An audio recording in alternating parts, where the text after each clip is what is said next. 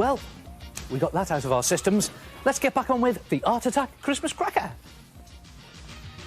Right then. Are you fed up with the same old run-of-the-mill Christmas decorations? You know what you need? Frosty streamers.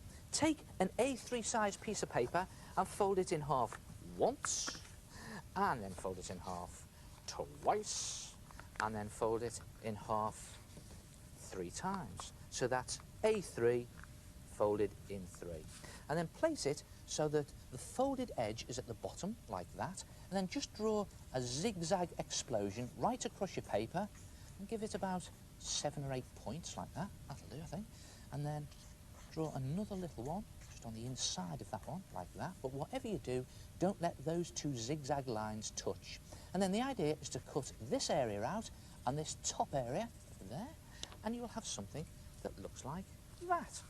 And then open it out, and look at this. You have, hey presto, 4 frosty stars.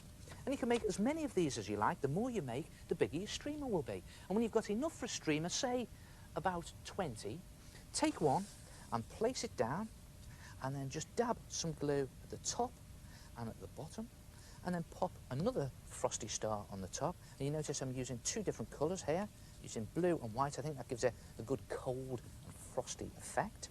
And then just dab some glue this time on the sides, one side, on the other side, and then a different colour like that.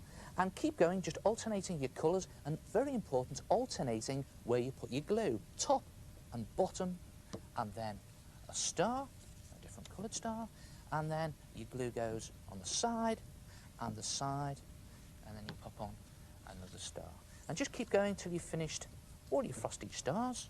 And each time you just alternate the colour and where you put the glue. Top, bottom, star, side, side, star, and so on.